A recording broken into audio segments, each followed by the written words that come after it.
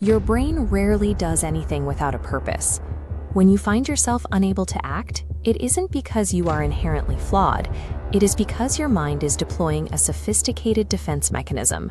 By keeping you stationary, it protects your ego from the tangible pain of trying and failing. In this context, what we call laziness is actually a strategic retreat to safety. We are going to dismantle that protective identity using a precise, step-by-step 24-hour behavioral protocol.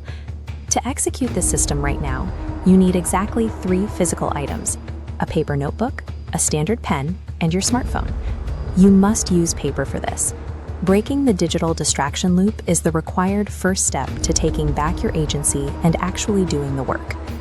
The foundation of this system is cybernetics.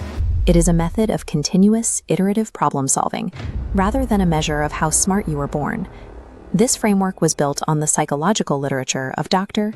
Maxwell Maltz and his text, Psycho-Cybernetics. Think of a mechanical thermostat. When a room drops below the set temperature, it doesn't feel emotional defeat. It simply reads the data, activates the heater, and adjusts. Open your notebook and write down your new operating principle. Failure is just a data point. True intelligence is measured by how quickly you observe a mistake, adjust your approach, and try again without collapsing emotionally. Every single action you take, even lying on the couch doing nothing, serves a hidden, unconscious goal, often to avoid discomfort or responsibility. In psychology, this is called teleology. This understanding of hidden, goal-oriented human behavior comes from the psychoanalyst Alfred Adler.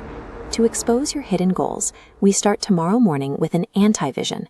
You will sit down and vividly project what your life will look like in 5 to 10 years if absolutely nothing changes. You will analyze that stagnant future to identify the exact label or false identity you are desperately trying to protect right now, the one keeping you poor or stuck.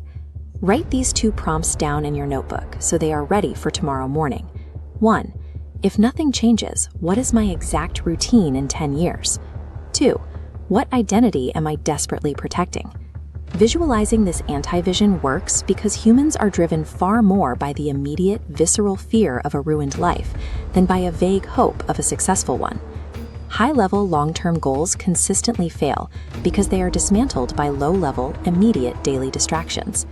To counter this, we will use your smartphone to create forced pattern interruptions throughout the day. You will set specific labels for 3 daytime checkpoints. At 11 a.m., am I avoiding hard work? At 1:30 p.m., does it look like I'm changing? And at 3:15 p.m., moving toward vision or anti-vision. Then, program 3 evening checkpoints to close out your daily data collection. Set alarms for 5 p.m., 7:30 p.m., and 9 p.m. Programming this external schedule hijacks your brain's natural desire for predictability, forcing you to confront your actual behavior in real time instead of running on autopilot. That final 9 p.m. alarm is your synthesis point. This is when you take the behavioral data you collected throughout the day and review it before sleep. Open your notebook one last time and distill your morning anti-vision down into one definitive, uncompromising sentence about the life you refuse to live. Right below it, counter that dark future by defining your vision. Write a demanding, forward-looking sentence outlining the exact life you intend to build.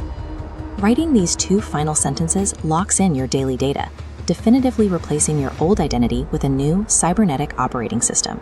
You have now mapped out a complete 24-hour psychological framework utilizing both your physical notebook and your digital alarms. As you execute this tomorrow, expect to fail. Treat that failure as neutral data, adjust your dial like a thermostat, and repeat the process. Run the entire protocol, starting exactly tomorrow morning. Discipline is the measurable output of this protocol. When you stop negotiating with your feelings and start responding to your own data, high-level consistency becomes your standard operating procedure.